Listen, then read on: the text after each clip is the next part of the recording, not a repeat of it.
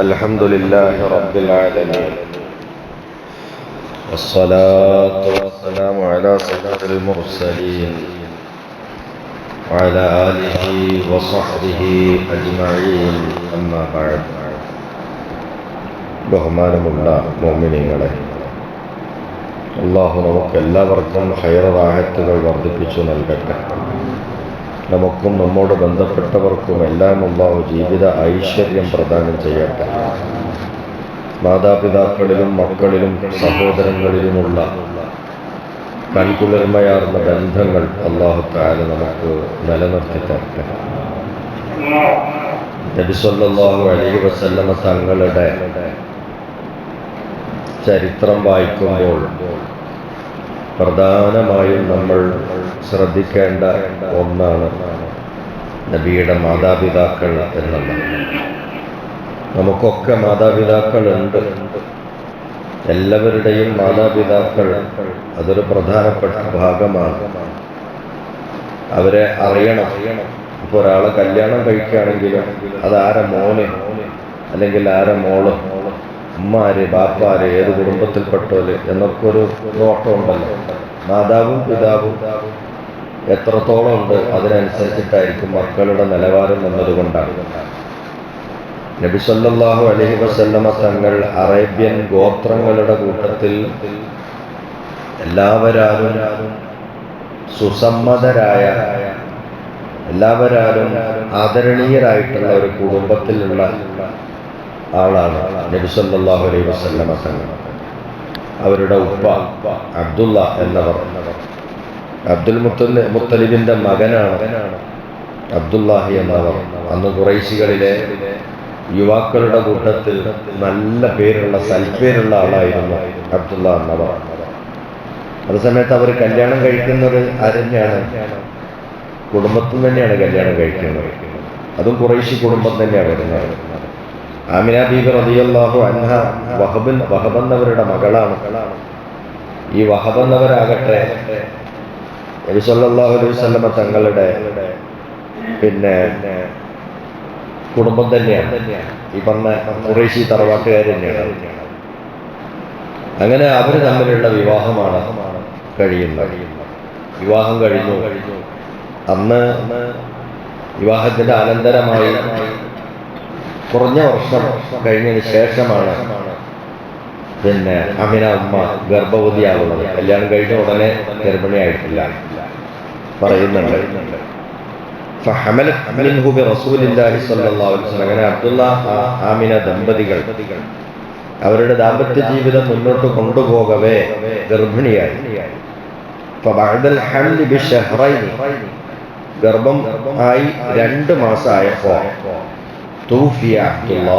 പിതാവായ അബ്ദുല്ലാഹി റളിയല്ലാഹു അൻഹു വഫാത്തായി. അവർ വഫാത്താകുന്നത് മദീനയിൽ വെച്ചിട്ടാണ് റസൂലുള്ളാഹിന്റെ ഉപ്പ മരിക്കുന്നത്. അദ്ദേഹത്തിന്റെ പിതാവിന്റെ അമ്മാവന്മാരാണ് മദീനയിലുള്ളത്. ഓരടുക്കൽ വെച്ചിട്ടാണ് മരിക്കുന്നത്. അഥവാ അബ്ദുൽ മുത്തലിബ് എന്നവരുടെ ഉമ്മാന്റെ ആങ്ങളമാരും കുടുംബവും ഒക്കെ മദീനയിൽ കഴിയുന്നുണ്ട്. ബനി നജ്ജാർ ഗോത്രത്തിലാണ് അവരുള്ളത്. അവിടെ നിന്നാണ് മരിക്കുന്നത്. എന്താണ് അവിടെ പോയി മരിക്കാനുള്ള കാരണം?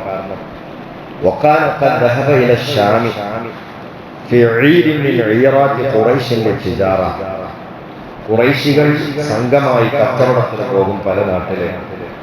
അങ്ങനെ ഷാമിലേക്ക് ഒരു സംഘം കച്ചവടത്തിന് പോയിരുന്നു. ആ പോയ കൂട്ടത്തിൽ കച്ചവടക്കാരനായി ഈ അബ്ദുള്ള എന്ന ചെറുപ്പക്കാരന് കച്ചവടത്തിന് പോയി. അങ്ങനെ സിറിയയിൽ ചന്തയും കച്ചവടമൊക്കെ കഴിഞ്ഞു തിരിച്ച് റിട്ടേൺ വരുന്ന സമയം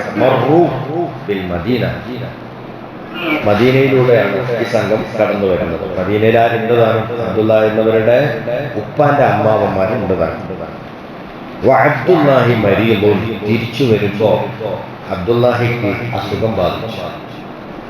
കച്ചവടത്തിന് പോയി തിരിച്ചു വരുമ്പോ പിതാവിന് രോഗം വന്നപ്പോൾ ഈ രോഗത്തോട് കൂടിയിട്ടുള്ള മക്കയിലേക്കുള്ള യാത്ര കിലോമീറ്ററുകൾ താണ്ടിയിട്ട് വേണം ഇവിടെ എത്താൻ. അതേറെ പ്രയാസമാകും എന്ന് കണ്ടപ്പോ എന്തായാലും കുറച്ചിവിടെ നിൽക്കാം, കുടുംബക്കാരെടുത്ത് നിൽക്കാം, കുറച്ചൊക്കെ ഒന്ന് ഭേദമായിട്ട് നമുക്ക് പോകാമെന്നുള്ള നിലയ്ക്ക് അവിടെ ഫതഖല്ലഫ ബിഹാ ഇൻദ ബനി നജ്ജാർ അഖ്വാലി അബി. പാപ്പാന്റെ അമ്മമാരുണ്ടല്ലോ ഓരോരുത്തേക്ക് വേണ്ടി അവിടെ താമസിച്ചു. ഫതൂഫിയ ബിമറദിഹി, അല്ലാഹുവിന്റെ ഖലാ അങ്ങനെയായിരുന്നു. ആ രോഗത്തിൽ തന്നെ അബ്ദുല്ലാഹി എന്നവർ അവിടെ മരിച്ചു. ബഅദ ശഹരി, ഒരു മാസത്തിന്റെ ശേഷമാണ് മരണം. രോഗം വന്നു, ഒരു മാസം കഴിഞ്ഞു, അവിടെ വെച്ചുകൊണ്ട് അബ്ദുല്ലാഹി എന്നവർ മരിച്ചു. ഫദുഫിന ബിൽ മദീന, മദീനയിലാണ് മറയടക്കപ്പെട്ടത്. ഇന്നിപ്പോൾ മുത്തുനബി സല്ലല്ലാഹു അലൈഹി വസല്ലമ തങ്ങൾ മക്കയിൽ നിന്ന് മദീനയിലേക്ക് ഹിജ്റ പോയി. നബി അവിടെ തന്നെ മരിച്ചു മറയടങ്ങിയിട്ടുള്ളത് മദീനയിൽ തന്നെ, പാപ്പാന്റെ അതേ നാട്ടിൽ. ഇനി അവരുടെ വയസ്സ് നോക്കാം. വകാന ഇബ്നു 18 സന, 18 വയസ്സ് പ്രായമായിരുന്നു അബ്ദുള്ളക്ക്. ഇന്ദ സവാജി, കല്യാണം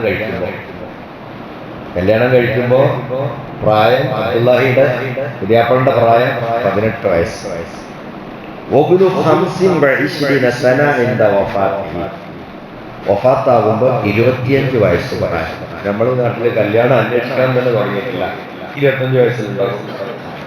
25ാമത്തെ വയസ്സിലാണ് റസൂലുള്ളാഹി സ്വല്ലല്ലാഹു അലൈഹി വസല്ലം തങ്ങളുടെ ഉപ്പ മരണപ്പെടുന്നത്. യുവത്വത്തിന്റെ ആ പ്രസരിപ്പുള്ള സമയത്താണ് മരിക്കുന്നത്. 18ാം വയസ്സിൽ കല്യാണം കഴിഞ്ഞു. എന്താണ് അബ്ദുല്ലാഹിക്ക് അനന്തര സ്വത്തായിട്ട് അവശേഷിപ്പുള്ളത്? വലം യത്രുകി ഇല്ല ജാരിയത്തഹു ഉമ്മ ഐമൻ. അന്ന് അബ്ദുല്ലാഹി തങ്ങളുടെ വെപ്പാട്ടിയായി, വേലക്കാരിയായി ഉണ്ടായിരുന്നവരായിരുന്നു ഉമ്മ ഐമൻ. അതൊരു അടിമ സ്ത്രീയാണ്. അവർ തൻ്റെ ഒരു സമ്പത്ത് എന്ന് പറയുന്ന കൂട്ടത്തിൽ ഒരു ഭാഗമാണ്. ബറക്ക എന്നാണ് ഉമ്മു ഐമന്റെ പേര്. വഖംസുതു ജിമാലിൻ, ഒരു 5 ഒട്ടകമുണ്ട് അബ്ദുല്ലാഹിക്ക്, 5 ഒട്ടകം. വഖിതഅതും മിൻ ഗനം, ഒരു കൂട്ടം ആടുകൾ. ഇത് മാത്രമാണ് അവർക്ക് അന്ന് സ്വത്തായിട്ടുണ്ടായിരുന്നത്.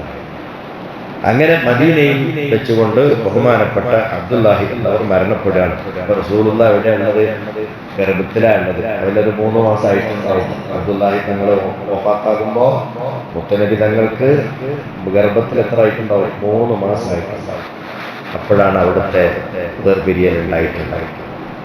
പിന്നെ അവർക്ക് ശേഷം ആമിന ബീവി റളിയല്ലാഹു അൻഹാ അബ്ദുൽ മുത്തലിബ് എന്നവരുടെ പരിരക്ഷയിൽ ആ കുടുംബത്തിൽ മക്കയിൽ ഇങ്ങനെ കഴിഞ്ഞു വരിക. അങ്ങനെയാണ് ഒരു റബീഉൽ അവ്വൽ 12-ന് കുട്ടിന്റെ വാപ്പ ഏതായാലും മരിച്ചുപോയി. അപ്പൊ അതുകൊണ്ട് തന്നെ ഖുറൈശി കുടുംബം വളരെയേറെ പ്രിയത്തോടുകൂടി, ഇഷ്ടത്തോടുകൂടി കണ്ടിരുന്ന ദമ്പതികളായിരുന്നു അബ്ദുള്ള ആമിന എന്നവരുടെ. അങ്ങനെ അബ്ദുള്ള മരിച്ചുപോയല്ലോ. ആമിന ഉമ്മയെയും അവരുടെ പ്രസവത്തെയും വളരെ കൂടുതൽ പ്രതീക്ഷയോടുകൂടി കണ്ടുകൊണ്ടിരിക്കുകയാണ് ഖുറൈശി കുടുംബം. അപ്പൊ ആലോചിച്ച് നോക്കാം, 18-ന് കല്യാണം കഴിഞ്ഞ് 25-ന് മരിക്കുമ്പോൾ ഗ്യാപ്പ് കുറയുണ്ട്. കല്യാണം കഴിഞ്ഞിട്ട് പെട്ടെന്ന് ഗർഭവതിയായിട്ടില്ല. മറ്റൊരു സാഹിത്യം നമ്മൾ പഠിക്കാനുള്ളത്, ഈ അബ്ദുള്ള ആമിന ദമ്പതിമാർക്ക് വേറെ ഒരു കുഞ്ഞും ഉണ്ടായിട്ടില്ല. ആണോ പെണ്ണോ വേറെ മക്കളാവാനോ ഈ അബ്ദുള്ള മാത്രമേ ഉണ്ടായിട്ടില്ല. അതൊക്കെ ചില ചരിത്രത്തിന്റെ നിമിത്തങ്ങളാണ്. നേരത്തെ നമ്മൾ ഓർമ്മപ്പെടുത്തിയതുപോലെ ഹവ്വ പ്രസവിച്ചതൊക്കെ ഇരട്ടയാണ്. പക്ഷെ ഒന്ന് മാത്രം ഒറ്റ പ്രസവം നടത്തി, ഒരു കുഞ്ഞു മാത്രം, ഷീസ് നബി അലൈഹിസ്സലാം. ആ ഷീസ് നബിയിലൂടെയാണ് നമ്മുടെ നബി സല്ലല്ലാഹു അലൈഹി വസല്ലം തങ്ങളുടെ പരമ്പര എന്ന് പറയുമ്പോൾ അതൊക്കെ പഠിച്ചോ കാലഘട്ടങ്ങൾ എന്തോ ചില ചരിത്രങ്ങളും നിമിഷങ്ങളും ഒക്കെ തന്നെയാണ്. അതായിരുന്നാലും തിരുനബി സല്ലല്ലാഹു അലൈഹി വസല്ലം തങ്ങളുടെ പിറവിയിലേക്ക് പറയാം. അല്ലാഹു തആല ഹബീബായ മുത്തറസൂൽ സല്ലല്ലാഹു അലൈഹി വസല്ലം തങ്ങളുടെ ഉത്തമ അനുയായികളിൽ പെടുത്തുകയും അവിടത്തോട് ധാരാളം മഹബത്തുള്ള നല്ലവരായ മുഅ്മിനീങ്ങളാക്കുകയും ചെയ്യട്ടെ. അവിടുത്തെ ബറക്കത്ത് കൊണ്ട് നമ്മളെല്ലാവരെയും അല്ലാഹു ദുനിയാവിലും ആഖിറത്തിലും രക്ഷപ്പെടുത്തുകയും വിജയിപ്പിക്കുകയും ചെയ്യട്ടെ. വആഖിറു ദഅ്വാനാ അൽഹംദുലില്ലാഹ്.